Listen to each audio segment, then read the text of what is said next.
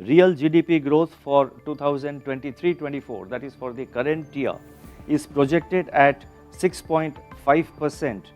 The moderation in headline inflation to 4.6% in Q1 of 23-24 was in line with the projections set out in the June MPC meeting.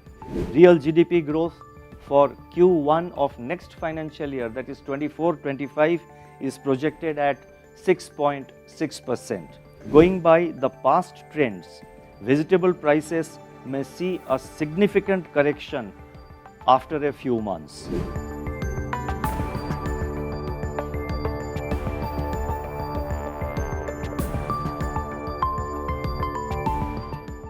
Real GDP growth for 2023-24, that is for the current year, is projected at 6.5%, with Q1 at 8%, Q2 at 6.5%, Q3 at 6%, and Q4 at 5.7%.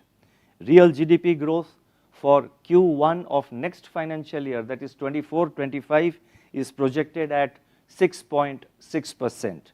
The risks are evenly balanced. Let me now turn to inflation. The moderation in headline inflation to 4.6% in Q1 of 23-24 was in line with the projections set out in the June MPC meeting. There was pickup in headline inflation to 4.8% in June due to an upturn in food inflation. On the positive side, inflation excluding food and fuel, that is core inflation, has softened by more than 100 basis points from its recent peak in January 2023. The month of July has witnessed accentuation of food inflation, primarily on account of vegetables. The spike in tomato prices and further increase in prices of cereals and pulses have contributed to this. Consequently, a substantial increase in headline inflation would occur in the near term. Going by the past trends, vegetable prices may see a significant correction after a few months. The prospects of Kharif crops have also brightened thanks to improvement in the progress of the monsoon. Uncertainties, however, remain on domestic food price outlook due to sudden weather events and possible El Nino conditions in August and September. August and beyond. Global food prices are also exhibiting a hardening bias on renewed geopolitical tensions. Crude oil prices have firmed up in the recent weeks, and its outlook is clouded by demand-supply uncertainties. Assessment of the future trajectory of inflation is a continuous process. We have a choice to modify our inflation projections in every meeting of the MPC if warranted, in the interest of better guidance, or avoid frequent changes and revise them only on fewer occasions for simplicity of presentation. Given the continuing uncertainties, our latest CPI inflation projection for 2023-24, assuming a normal monsoon, is revised to 5.4%, with Q2 at 6.2%, Q3 at 5.7%, and Q4 at 5.2%.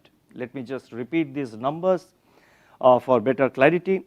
CPI inflation projections for 2023-24, that is for the current year, assuming a normal monsoon, as I have said, is revised to 5.4%, with Q2 at 6.2%, Q3 at 5.7%, and Q4 at 5.2%.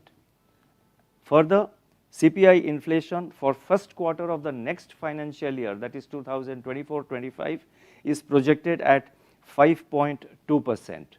The risks are evenly balanced.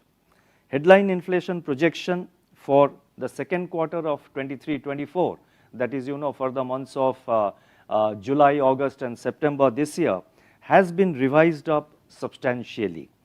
primarily due to price shock from vegetables. Given the likely short-term nature of these shocks, monetary policy can look through high inflation prints caused by such shocks for some time.